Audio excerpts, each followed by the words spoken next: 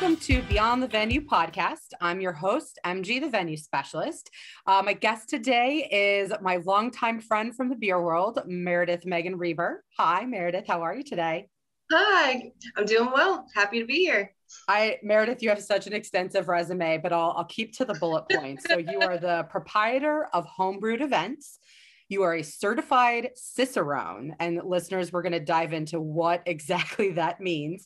You are an event director, and now you have a brand new role with Deer Creek Malthouse.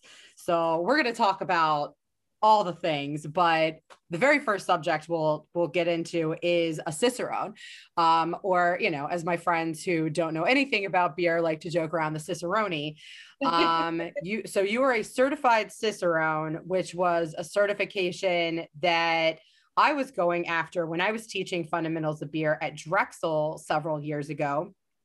And you know, I think it breaks down into what, four different categories that you have. Kind of like the beer server, is that the first level, which is kind of, you know, basic beer knowledge that pretty much anyone who works in beer, you know, it's a very kind of basic level. Exactly. But Yep. the certified Cicerone, which I was trying to achieve, it was a 150 question written test with 3 essays and about everything pertaining to beer. So history, styles, serving. But the difficult part that I had was the tasting component. And so this is where you and I like really reconnected, because you were offering the tasting courses. And so I think I had you and some other of our beer friends over at the house, where you're training your palate to be able to pick up all flavors in beer. So not only are you having to use, you know, like a Miller Lite or another light beer as your base, but having to drink all of these absolutely disgusting off flavors and to be able to pick them up. And, you know, it was a hilarious experience, because you're learning from each other and it's like, okay, this is what I'm getting. So that's part of the tasting portion, is you're required to pick up off flavors in beer that are caused. I think the first section was caused by packaging or an infection. And then the second part of the tasting is guess which style of beer this is. You get to choose between 2. Name the style of the beer, which I had a significantly easier time with. And then the last tasting portion of the test is, you know, is this served in a draft form or by the bottle or can? And if it is, then is there anything wrong with the beer? You know, like it's supposed to be like, okay, I'm a server, or I'm the beer expert at this establishment, and someone has returned this beer, and you need to go back and taste it and say, yes, this is totally fine to serve, or no, it is not. And I failed that portion twice. Like, all right, I'm done. But the written portion I crushed. I did so well and being able to like speak about beer. So it's kind of like, you know what, I'm done. I think it was after I took the tasting portion the second time around that's when I would also find out like, oh, I'm gluten intolerant. So like, I wasn't teaching anymore at that point and was starting to like move on from the beer industry. So it's like, okay, this is a sign from the universe that you're done. Let's move on. So I'd love to hear about kind of like your experience, you know, with the Cicerone. What are there levels higher than this certified? And, you know, are you interested in getting further levels? And also, are you still teaching courses related to Cicerone, or are courses just more in general? Yeah. So I did my certification while I was at Auriglio. I actually helped our craft sales team and our marketing department get through the test. So on top of me taking the test, I was also helping organize the test, because I brought Cicerone into Auriglio for the tasting and the written portion. And we did trainings leading up to that. And then we also, for our listeners too, Auriglio is one of the local Philadelphia beer wholesalers, because brewery has to go from the brewery to a wholesaler to the place where the consumer will actually purchase it. So Just want to clarify. Good note. Yeah. So I was working in the marketing department at the time. I took on the responsibility for organizing the test, and to work with everybody to do trainings. And, I really enjoyed talking about beer and teaching beer classes and all of that. So this was a fun challenge, as well as studying for it myself. I was lucky that I passed the first time, both the written and the tasting, but that doesn't always happen. And if you pass one side or the other, you don't have to retake the one that you passed. You just have to retake the one that you didn't make it. But it was a very fun process because I picked Cicerone over BJCP, which is the brewer's side of things, because it is a judge consumer certification program. There we go. And that's what's used for like the World Cup and the craft brewers conference and the GABF, the Great American Beer Festival. Yep. All that judging. Yep. So it's evaluating beer. It's still doing the styles and stuff like that, but I chose Cicerone over that because I do more consumer facing education and classes.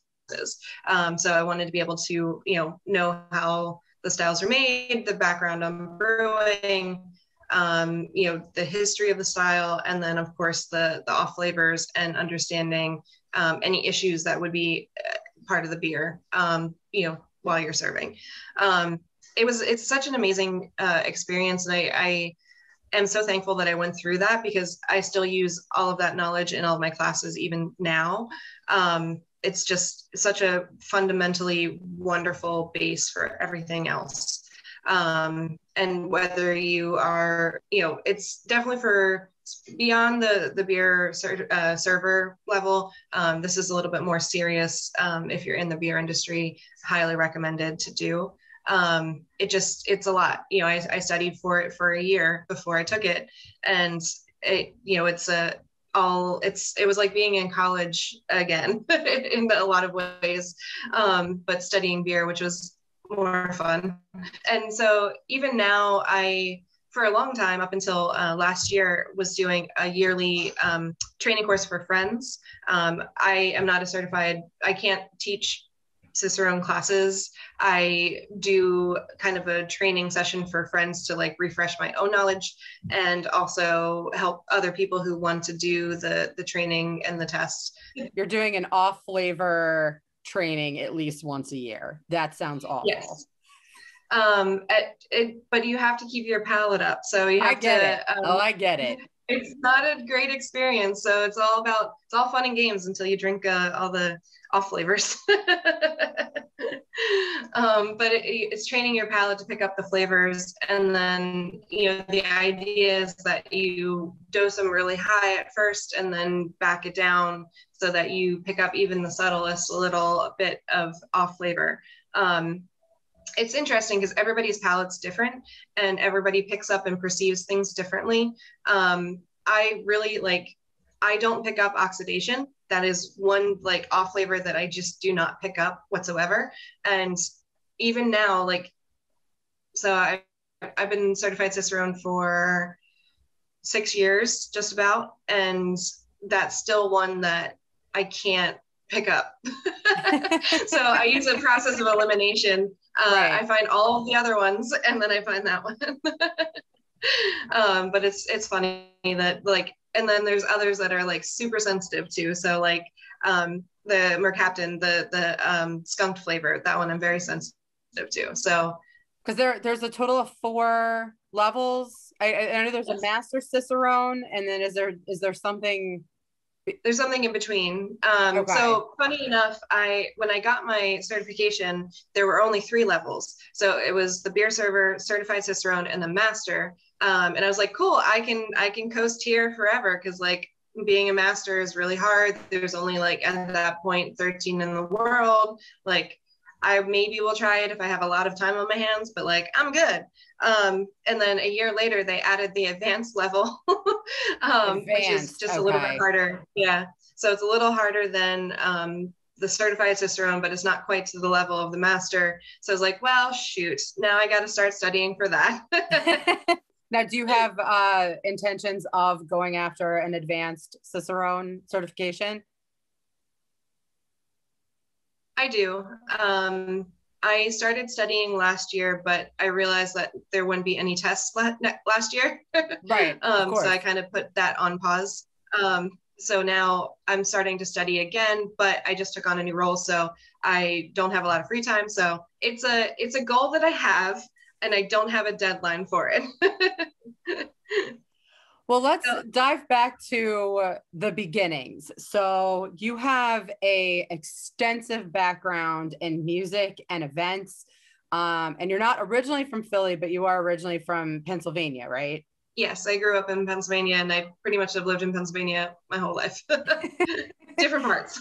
So tell our listeners about your background a little bit, specifically with the music, because this is a side of you that I feel like I have only been learning more and more about over this past year as you've been, kind of reconnecting with your roots, as it were, with kind of getting started with the music industry. Yeah, so I've loved music since I was a kid. It just was something that connected with me, and I just really, found an outlet with it, and just like a passion that was beyond just like an interest. I am not musically inclined. I wish that I was, but I knew a lot of people that were in bands. This is when I was in high school, and I was always organized. So I booked the fire hall and did the promotion, and would basically help them do shows to help their bands. And I was like, "Ooh, I like this. This is fun. I can do this." So once I got into college, I realized that there was a lack of original music happening in the college town that I was at. So I wanted to bring original music to this new community. And I was like, oh, I'm connected to a lot of bands. Like, this will be easy. So I started working with a local bar, and it kind of turned into a part-time business for me while I was in college. I was booking bands from all over. Eventually it was all over the US, and then some international bands. And then I started getting bigger and bigger bands, and started working with bigger and bigger venues, and it just kind of turned into a life of its own. But that was my first official business, called Cherry Darling Productions. And I booked shows from the time I was, well, technically in high school, but Cherry Darling Productions was from college up until I moved to Philadelphia, so 2012. So about 8 years worth of booking bands. Man, started your own business in college. That's amazing. And it was very, I still worked, I'm trying to think of like how I did this at one point, but I was full-time student. I was part-time at Blockbuster because I needed a steady income. And I know it was a good job. And then I also was doing shows in the evening. So I basically had two jobs while going to school full-time, which is a full-time job. And then that continued when I moved to Harrisburg. I got connected with the Appalachian Brewing Company, the Abbey Bar. They do shows, they still do shows, and a company called Greenbelt Events. And I started doing bigger shows with them in Harrisburg.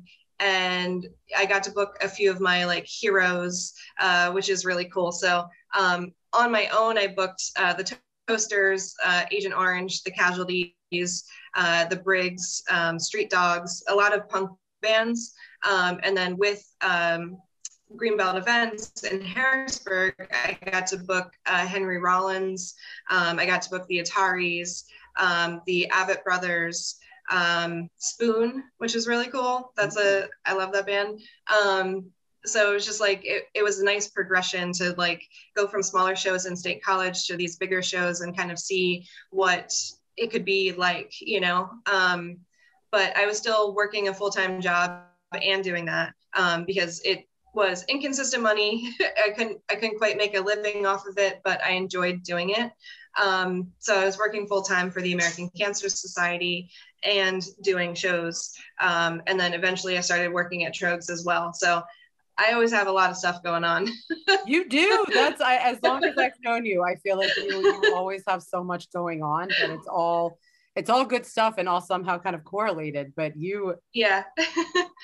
So yeah, this last year I've really reconnected with music because, going through, I went through a divorce last year, which is on top of a pandemic, not a fun thing to do. So looking again to my saving grace, my music, I found a lot of comfort there.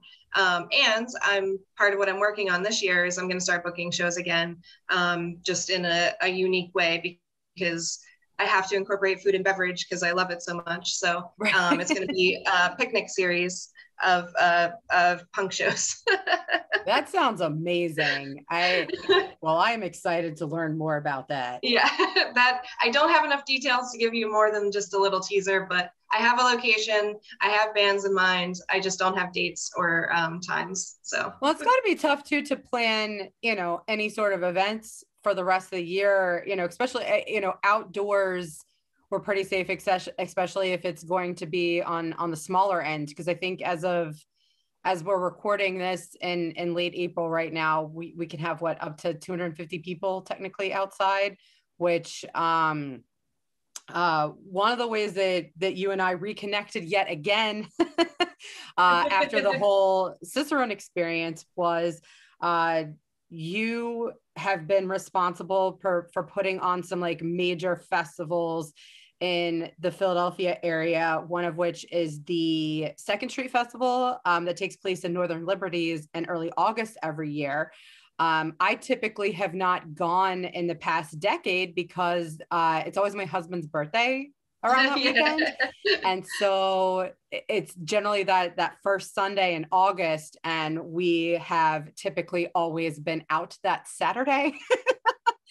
So when I started my business in early 2019, you and I grabbed lunch, and you were letting me know about some exciting opportunities that you had, that you needed a volunteer coordinator for the Second Street Festival. So, we would start working together as early as like May to start kind of planning things.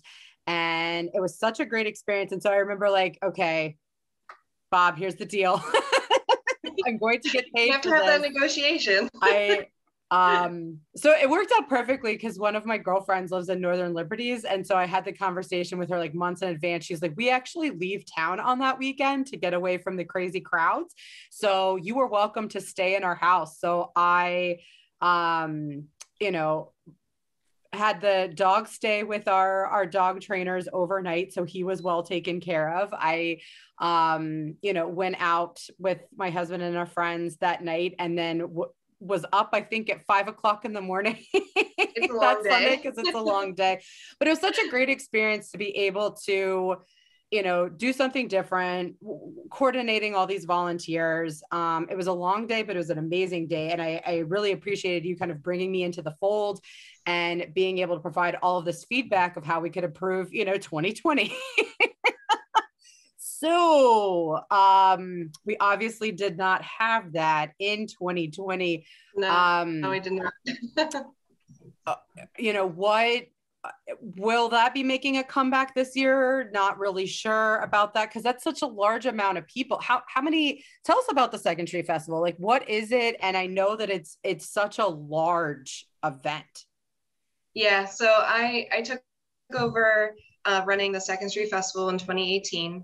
So I had a good year in 2018 and an even better year in 2019 because I had a better idea of what to expect. Because with such a large event like that, it's definitely a learning curve. And then 2020, unfortunately, we could not host the event. We waited and waited and waited to see what was going to happen, but the ultimate decision was that it just couldn't happen. Which I understand.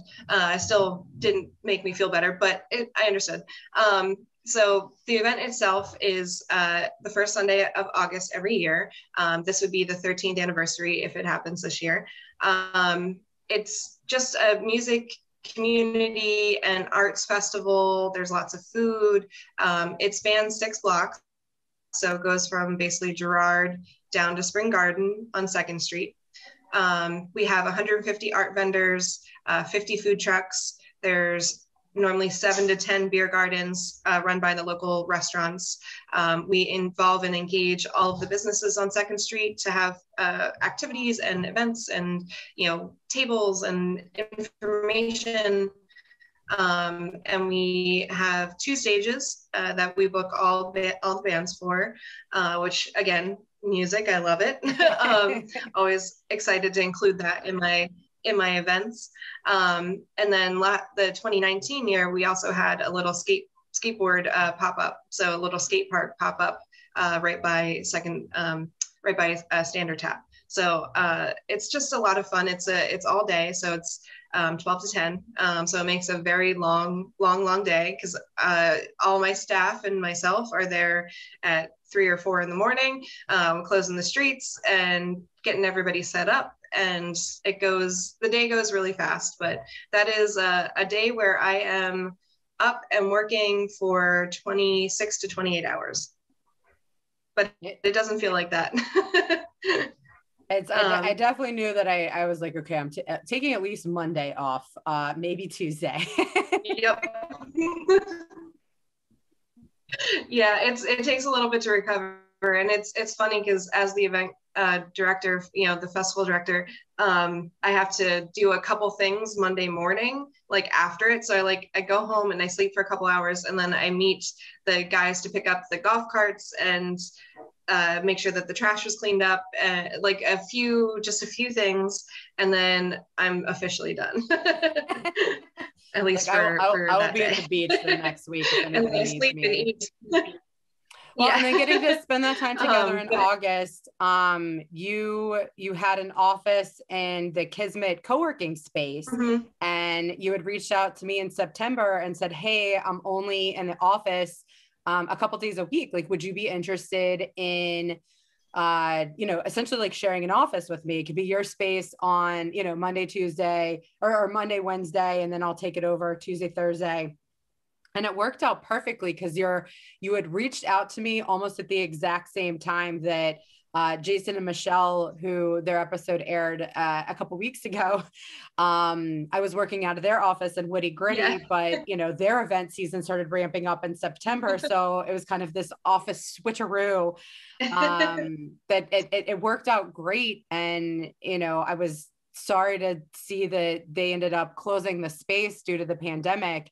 But I appreciated that time, and it was great because I hadn't had like my own kind of space in a while. And so it was so nice. Like, I feel like we would like leave each other little notes and presents. It was fun. It was like this gorgeous, like, I don't know how long it lasted, but it was a gorgeous, like 6 months or 8 months. I feel like it was about 6 months. I feel like it was like September until mid-March. Like, I think I went that last week, right before the shutdown. And it was like, okay, typically that Monday, I guess like the 16th or whatever, I would have typically have gone into work, but I'm like, I'm not going to do that. And so, and Josh, who was running the show, was so nice when I'm like, I think I'm going to put my lease agreement on hold for a hot minute. I think I'm going to wait a little bit before coming back into the office. So it was just such an awesome space. It was on the 6th floor, right at 10th and Spring Garden. So much going around, the Spring Arts District. And it's nuts to think about, kind of where office space is going to be heading and what people are going to be doing with the culture shift towards, a working from home environment for so many different companies. So it'll be interesting to see how 2021 plays out. So let's talk about fun stuff again. So we're starting to slowly get back together. What are some projects that you have been working on virtually over this past year that you've really loved, that you hope to continue moving forward? Yeah. So when I'm not doing big events or festivals, I do beer and spirits education. So I do classes around beer, around cocktails, around whiskey, basically whatever you want to learn about. And Oh, let me ask you. So you're Yeah. teaching other spirits classes. So we've got the Cicerone for beer, Yep. the sommelier certifications for wine. Yep. Is there a spirit certification that kind of runs equivalent to these other certifications? I was thinking there was a whiskey one. Is there a whiskey certification? Yeah, you can be a whiskey steward. And then a lot of the bigger spirits brands will do their own certification programs. Like Patron has their own, like I'm a certified Patron server, whatever they call it. You can do individual spirits as well. As far as I know, there's no overarching one, just like, the Bar Smarts is probably the closest, but that one is more, so that one is, I guess, more similar to Cicerone because it's like service and spirits background too. And there's different levels to that. Okay. But yeah, all of everything that I do is, up until 2020 is in person. I did in-person classes. I did the private events for Liberty Kitchen. Like all of these things were meant to be shared in person. So, I took about a month and really just kind of mourned the loss of like, what is happening and what are we going to do about it? I don't know. I built my business on person to person, in-person things and big events. And what am I going to do? I'm pretty proud of myself. I did an event, my first virtual event, a month after COVID started, quarantine started. So I was pretty much right on it from the beginning. Started out with doing happy hours just as a social thing for friends in the industry so we could get on and talk and socialize kind of like we used to do at bars. And then from there, a couple weeks later, I did my first virtual tasting class. And it was partnered with Love City, which I love them so much. They just celebrated their third anniversary. So yay. Yay! Happy birthday. And we did a little chocolate and beer package. And it was just a lot of fun. And we sold out of those for about 3 months. We did weekly for a while, which became a lot. It was beer and chocolate, and then eventually beer, chocolate, and cheese. And then we did one with cider. I did one for all the Pink Boots beers that came out that were brewed in March and, highlighting female business owners. And then from there, doing public classes, I have been, after about July, I started getting hired to do corporate events virtually. So companies would hire me to do tastings for their employees as a thank you for like being patient and working from home and, being flexible and sticking with it, So I had probably about anywhere from 2 to 8 of those a month from July through now. So it's been nice. It's been interesting switching to virtual. It was definitely a challenge. And I had to figure out how to do deliveries, which I've never done before, how much to charge for that and how much time it's actually going to take. And it's been a definite learning curve, but it's been a lot of fun. And, I'm also excited because I get to help other businesses too. Like I'm staying afloat, but I'm also helping any of the breweries that I buy the beer from, the local chocolate companies that I work with, which are Shane's or Chocolat, the local creameries and cheesemakers, Shellbark Hollow, Birch Run, working with Alex from Collective Creamery. It's been nice, working with people that I care about and helping them keep going, Were you delivering all of these products yourself to those who would purchase tickets for these virtual events? Because I know pretty much anytime I have done a virtual event where there's a food or beverage component, it's been like a specific pickup location. And so it's been on me to go pick up my cocktail mixers or, the food that is, so we're all enjoying it together. Have you done a mix of pickup and delivery, or have you just it's been a mix. Okay. So the public classes that I did with Love City, basically from April to July, those were all picked up at Love City. Okay. We did a pickup at, I did an event, a Sour Fest with Devil's Den with Aaron from Devil's Den. That was also a pickup. Basically other than a couple, all of the corporate events that I've done have been delivery. My friend helped me out too. So and my dad, I love my dad. He helped out with some deliveries too. That's awesome. He's the best.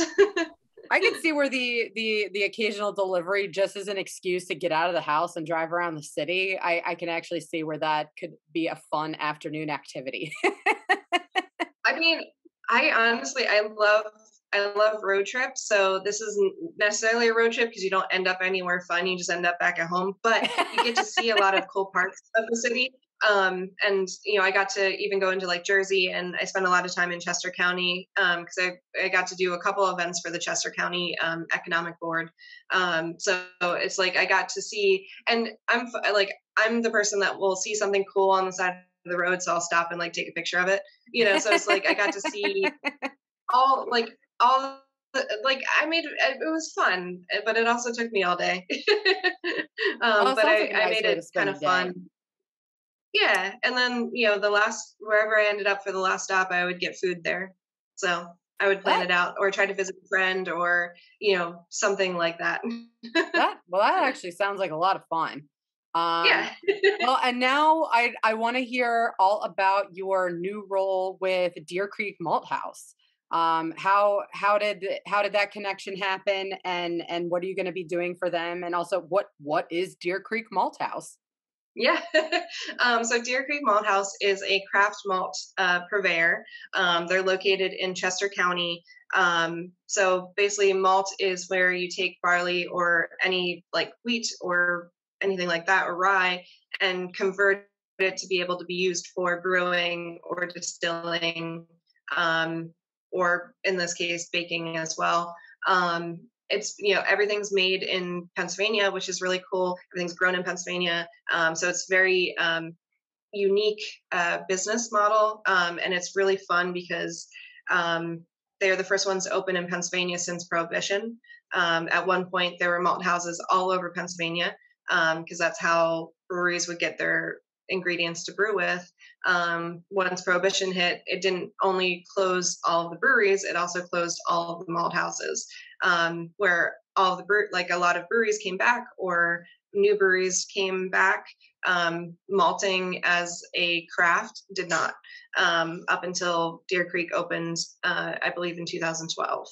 Don't quote me on that because I'm still new.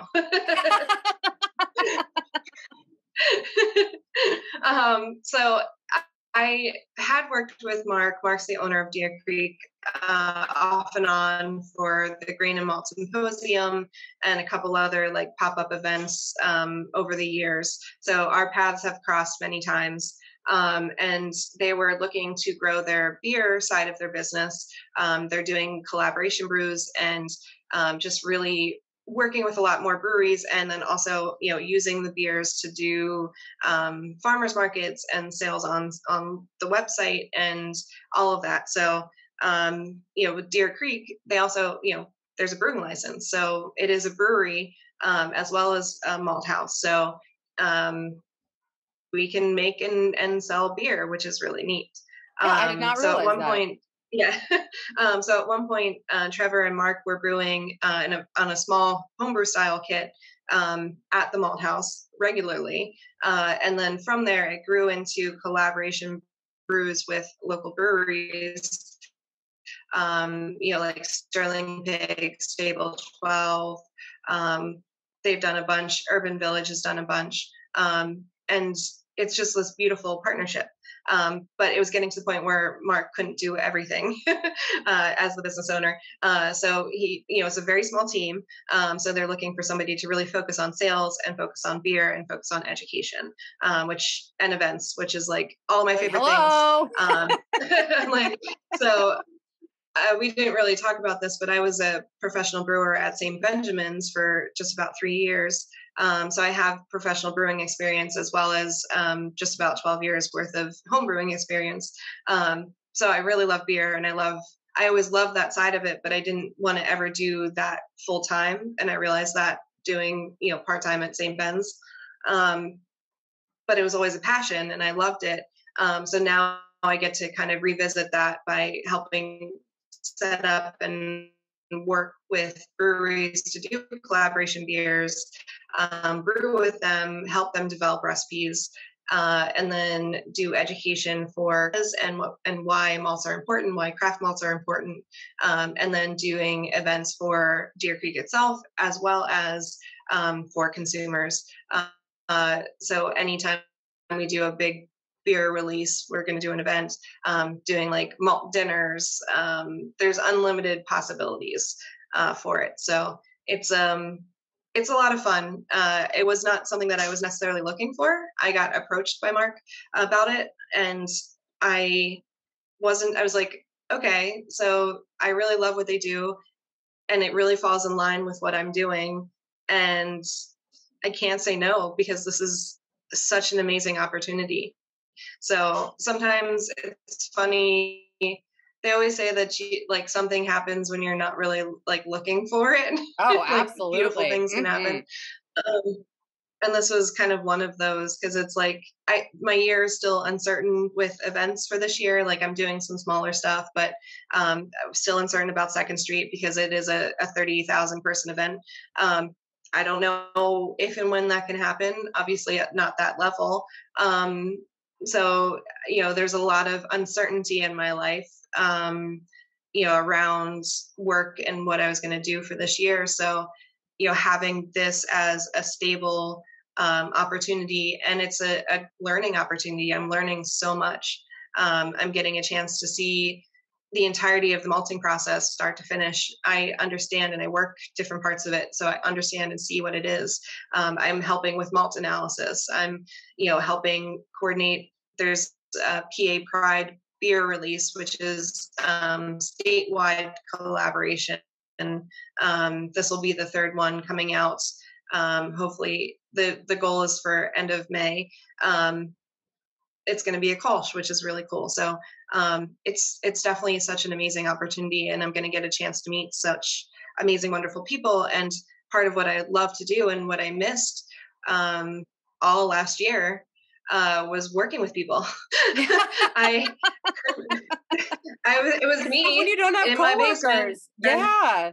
I don't have coworkers, and we coming back to Kismet, like that made it feel okay because I did have coworkers. I did have people that I could see and talk to and work with. And, I was working with Anne from Virginia Bell Events for Second Street. And I was working with Victor from Brew Crew Events for his beer fest. Like I had people I was working with through March, and then I didn't. And I got really, really lonely. Yeah, I missed it. I missed working with people, and I missed working with passionate people and dedicated people. And, Deer Creek has a very small but very passionate team behind it. So it's been wonderful already. And I'm also able to, I hired somebody for Home Brewed Events. Her name's Candace, and she's amazing. We met her through Second Street Festival. Yay! And she is helping me with Home Brewed Event stuff. I'm collaborating with a guy named Steve-O, and we're doing emo nights together. It's just all of a sudden my world seems a lot brighter because I have people in it and people that I care about and people that I can work with. And, yeah. That's awesome. They make my life better. I am so excited to hear how everything continues to blossom for you in 2021. That's just so exciting. Now I have a crazy question. You had brought up a Philly Beer Week event coming up, and I was like, no, there's no way. Because we can't even go to a bar. So for our listeners that might not be familiar with Philly Beer Week, it was started in 2008 was the first time we had it. And the original intention was, a week of just curated beer events throughout the city of Philadelphia. And it, turned into its own nonprofit. And so now we have Philly Loves Beer to try and celebrate, Philly as a beer town 365 days out of the year.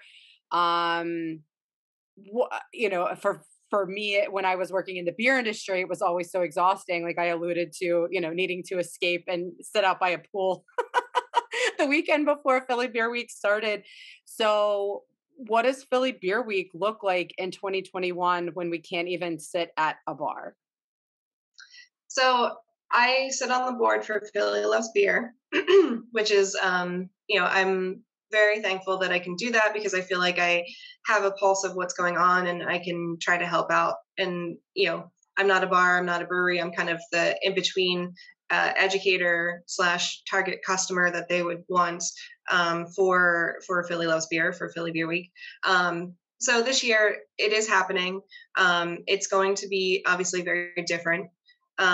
It's going to be bars and restaurants and breweries are going to be able to do events at what they feel comfortable, and Philly Loves Beer, Philly Beer Week will help promote it.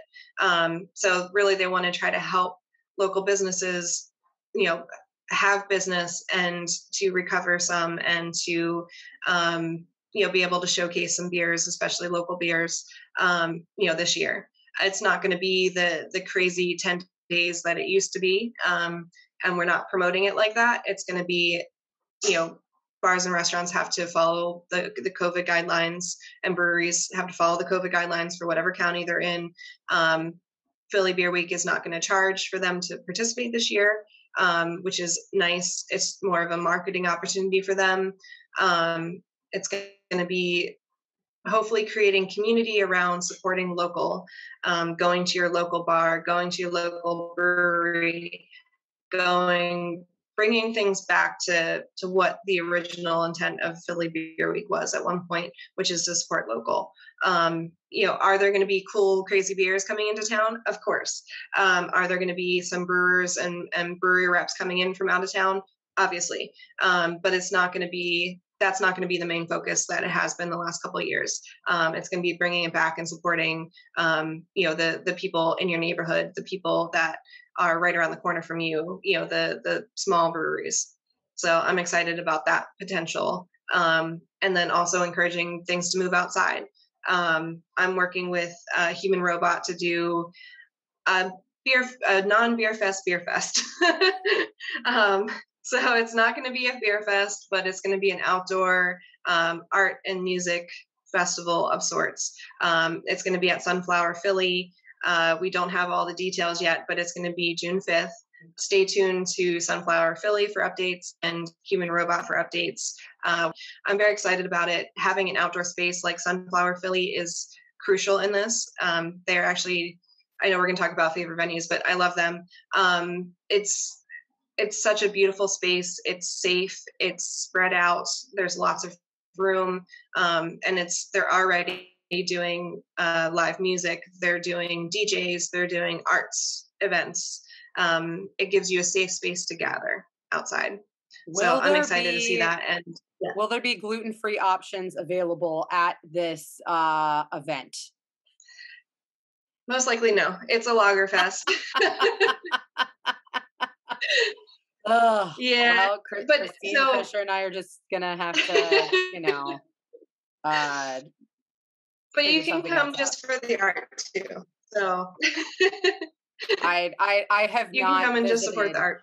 Yeah, I have not visited Sunflower yet, and I had learned about it when I started my business, and so I would definitely love to come out, especially if the weather's going to be gorgeous.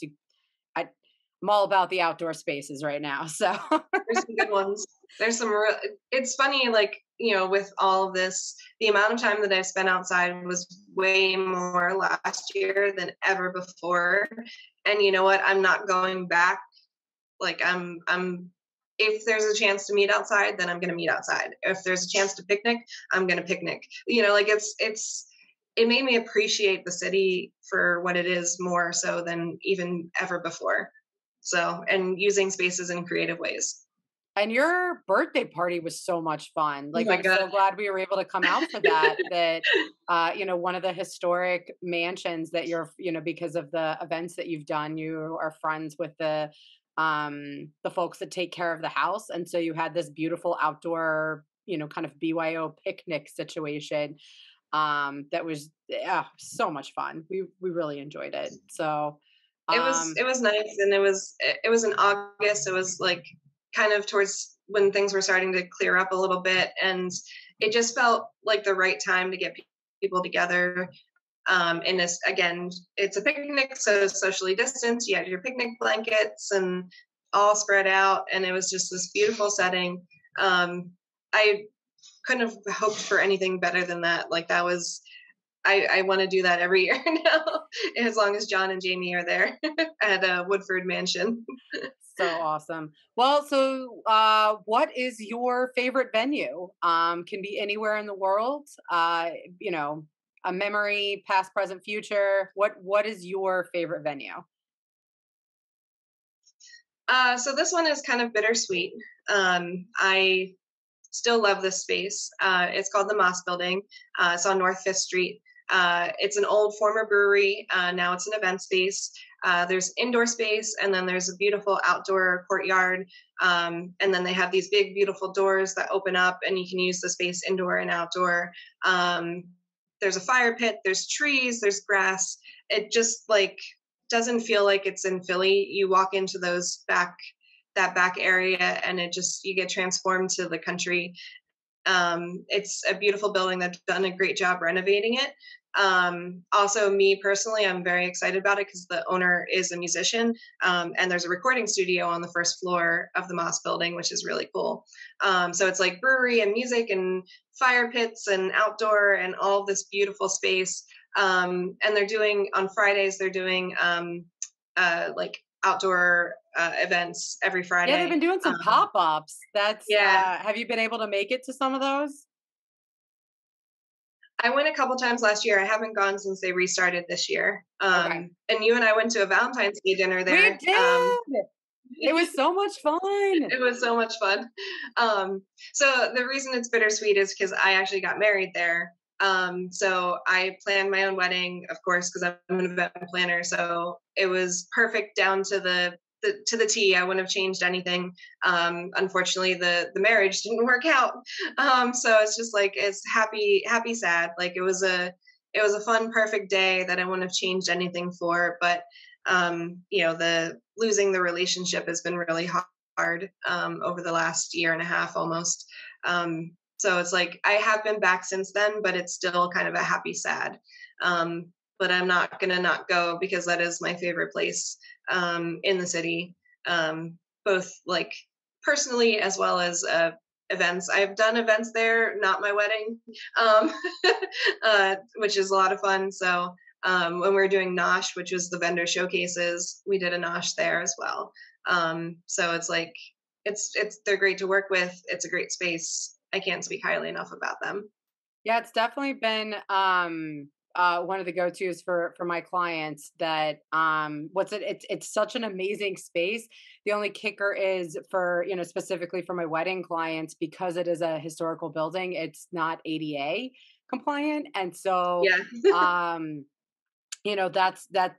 Oftentimes that's a big deterrent for certain couples, but so I find them another space. So, but I do love it there. And I was glad we were able to do the Cozito and Tiny's bottle shop pop up for Valentine's Day. That was, one of the last fun things we did before. Yeah, it's crazy. That feels like a lifetime ago. Like it feels like 3 years ago, but it was. Well, I mean, it's even though it was only 14 months ago, it probably feels like it was 5 years ago at this point. Well, I mean, 2020 was basically 3 years. It was pre-COVID. It was like COVID really restricted, and then the twilight zone of whatever happened up until now-ish. Well, Meredith, can you please let our listeners know how they can follow you and keep up to date with all these amazing events that you have going on? And I also wanted to spotlight you who just started a podcast yourself. So congratulations, the Curious Drinkers Club. So where can our listeners follow you? And then where can they check out Curious Drinkers Club? you can find my website, homebrewedevents.com. And then for social media, it's just at Home Brewed Events for Instagram and Facebook. Basically everything that I do, I share on there, especially Instagram. And then Facebook, use it for a lot of events. I have two things I want to talk about. So Curious Drinkers Club, that's a brand new podcast. It actually hasn't been released yet. We're going to be released in May. But it's going to be around music and drinking because those are my favorite things. So it was something that, I wanted to do for a while. I have a history in radio. I did a radio show at Penn State for 3 years. My first job out of college was working for a radio station. So I've always enjoyed the audio side of communications. I don't have a face for video for TV. That is incorrect, madam. That is incorrect. But I love the idea of like documenting. I wanted to be a documentary filmmaker, but I realized I hated editing videos. So, this is a way to do a documentary of sorts where you're recording conversations. So I love it. But it's going to be talking to people in the music, beverage, art, events worlds, starting with my friends first, and then eventually expanding out. But we're doing your top 13 mixtape, so 13 song mixtape. We're going to talk about some songs that are important to you, and then drink some beverages and talk about why that beverage is important to you as well. Several of the guests from Beyond the Venue podcast, I think, would be a perfect fit for your show. But I recognize the importance of starting, especially for season 1, with your friends, as opposed to strangers. Yeah, well, it's funny. Dan from Beer Busters podcast is doing the recordings for me. So him and I, the first episode, we just interviewed each other. Just to try out the format, to get used to like having conversation back and forth.